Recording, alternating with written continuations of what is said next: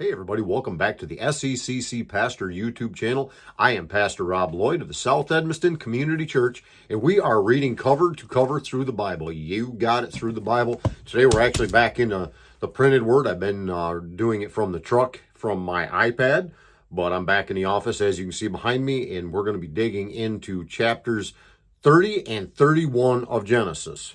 And these are both long chapters, so make sure you have your Bible with you. Make sure you have your coffee. Oh, you don't have your coffee? Well, push pause, go get your coffee, come back, and let's dig into God's holy word.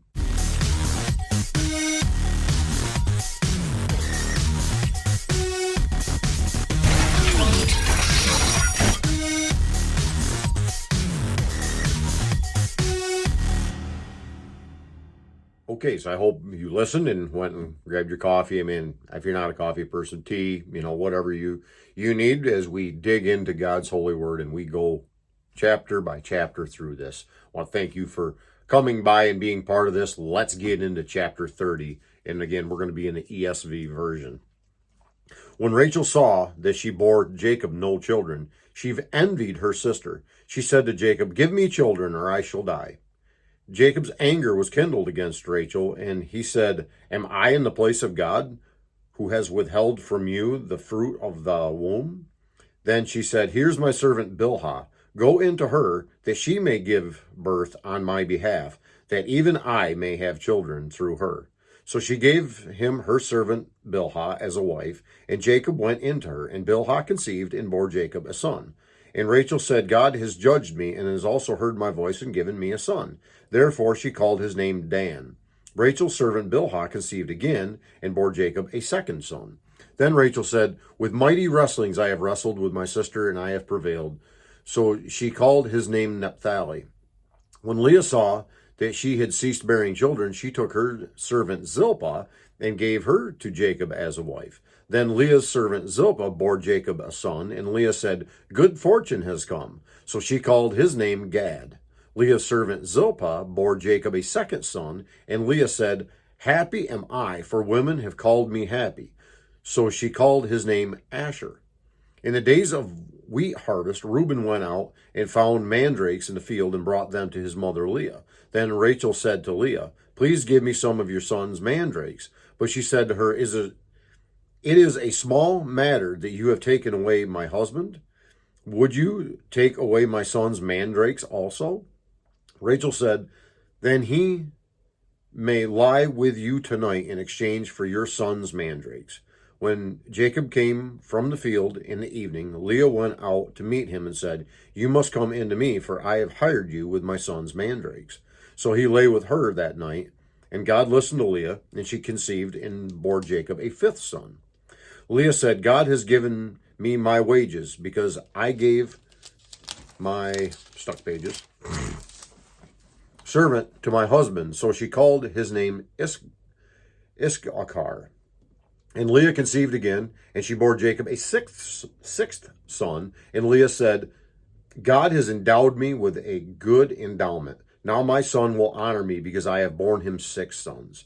So she called his name Zebulun. Afterwards she bore a daughter, and called her name Dinah. Then God remembered Rachel, and God listened to her and opened her womb. She conceived and bore a son, and said, "God has taken away my reproach." And she called his name Joseph, saying, "May the Lord add to me another son."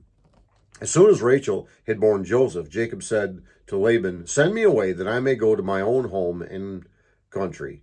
Give me my wives and my children, for whom I have served you, that I may go, for you know the service that I have given you." Well, Laban said to him, "If I have found favor in your sight, I have learned by divination that the Lord has blessed me because of you. Name your wages, and I will give it." Jacob said to him, "You yourself know how I have served you, and how your livestock has fared with me. For you had little before I came, and it has increased abundantly. And the Lord has blessed you wherever I turned. But now, when shall I provide for my own household also?" He said, "What shall I give you?" Jacob said, "You shall not give me anything. If you will do this for me, I will again pasture your flock and keep it. Let me pass through all your flock today, removing from it every speckled and spotted sheep, and every black lamb, and the spotted and speckled among the goats, and they shall be my wages. So my honesty will answer for me later. When you come to look into my wages with you, every one that is not speckled and spotted among the goats and black among the lambs, if found with me, shall be counted stolen. Laban says, Good, let it be as you have said. But that day Laban removed the male goats that were striped and spotted, all the female goats that were speckled and spotted, every one that had white on it, and every lamb that was black, and put them in the charge of his sons. And he set a distance of 3 days' journey between himself and Jacob pastured the rest of Laban's flock. Then Jacob took fresh sticks of poplar and almond and plane trees and peeled white streaks in them, exposing the white of the sticks. He set the sticks that he had peeled in front of the flocks in the troughs, that is, the watering places where the flocks came to drink. And since they bred when they came to drink, the flocks bred in front of the sticks, and so the flocks brought forth striped, speckled, and spotted. And Jacob separated the lambs and set faces of the flocks toward the striped and all the black in the flock of Laban. He put his own droves apart and did not put them with Laban's flock. Whenever the stronger of the flock were breeding, Jacob would lay the sticks in the troughs before the eyes of the flock, that they might breed among the sticks. But for the feebler of the flock, he would not lay them there. So the feebler would be Laban's, and the stronger Jacob's. Thus the man increased greatly, and had large flocks, female servants and male servants, and camels and donkeys. Genesis 31. Now Jacob heard that the sons of Laban were saying, Jacob has taken all that was our father's, and from what was our father's he has gained all this wealth. And Jacob said that Laban did not regard him with a favor as before. Then the Lord said to Jacob, Return to the land of your fathers and to your kindred, and I will be with you. So Jacob sent and called Rachel and Leah to the field where his flock was, and said to them, I see that your father does not regard me with favor as he did before. But the God of my father has been with me. You know that I have served your father with all my strength. Yet your father has cheated me and changed my wages 10 times. But God did not permit him to harm me. If he said, The spotted shall be your wages, then all the flock bore spotted. And if he said, The striped shall be your wages, then all the flock bore striped. Thus God has taken away the livestock of your father and given them to me. In the breeding season of the flock I lifted up my eyes and saw in a dream that the goats that mated with the flock were striped, spotted, and mottled. Then the angel of God said to me in the dream, Jacob, and I said, Here I am. And he said, Lift up your eyes and see, all the goats that mate with the flocks are striped, spotted, and mottled. For I have seen all that Laban is doing to you. I am the God of Bethel, where you anointed a pillar and made a vow to me. Now arise, go out from the land, and return to the land of your kindred. Then Rachel and Leah answered and said to him, Is there any portion or inheritance left to us in our father's house? Are we not regarded by him as foreigners? For he has sold us, and he has indeed devoured our money. All the wealth that God has taken away from our father belongs to us and our children. Now then, whatever God has said to you, do. So Jacob arose and set his sons and his wives on camels. He drove away all his livestock and his property that he had gained, the livestock and his possessions that he had acquired in Paddan Aram, to go to the land of Canaan to his father Isaac. Laban had gone to shear his sheep, and Rachel stole her father's household gods. And Jacob tricked Laban the Aramean by not telling him that he intended to flee. He fled with all he had and arose and crossed the Euphrates and set his face toward the hill country of Gilead. When it was told Laban on the 3rd day that Jacob had fled, he took his kinsman with him and pursued him for 7 days, and followed close after him into the hill country of Gilead. But God came to Laban the Aramean in a dream by night and said to him, Be careful not to say anything to Jacob, either good or bad. And Laban overtook Jacob. Now Jacob had pitched his tent in the hill country, and Laban with his kinsmen pitched tents in the hill country of Gilead. And Laban said to Jacob, What have we done that you have tricked me and driven away my daughters like captives of the sword? Why did you flee secretly and trick me, and did not tell me, so that I might have sent you away with mirth and songs with tambourines and lyre. And why did you not permit me to kiss my sons and daughters farewell? Now you have done foolishly. It is in my power to do you harm. But the God of your father spoke to me last night, saying, Be careful not to say anything to Jacob, either good or bad. And now you have gone away because you longed greatly for your father's house. But why did you steal my gods?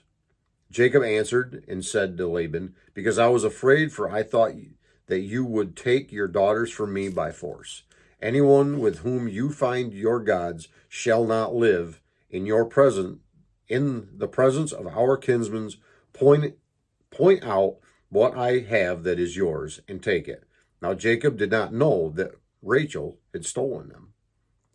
So Laban went into Jacob's tent, and into Leah's tent, and into the tent of the two female servants, but he did not find them. And he went out of Leah's tent and entered Rachel's. Now Rachel had taken the household gods and put them in the camel's saddle and sat on them. Laban felt all about the tent, but did not find them. And she said to her father, Let not my lord be angry that I cannot rise before you, for the way of women is upon me. So he searched, but did not find the household gods. Then Jacob became angry and berated Laban.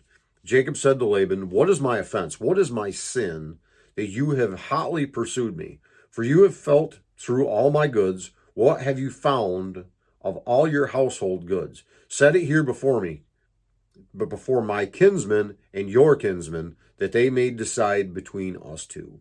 These 20 years I have been with you. Your ewes and your female goats have not miscarried, and I have not eaten the rams of your flocks.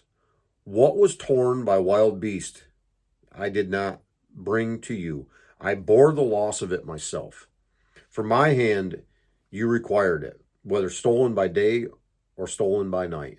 There I was. By day the heat consumed me, and the cold by night, and my sleep fled from my eyes. These 20 years I have been in your house. I served you 14 years for your 2 daughters and 6 years for your flock, and you have changed my wages 10 times. If the God of my father, the God of Abraham, and the fear of Isaac had not been on my side, surely now you would have sent me away empty-handed.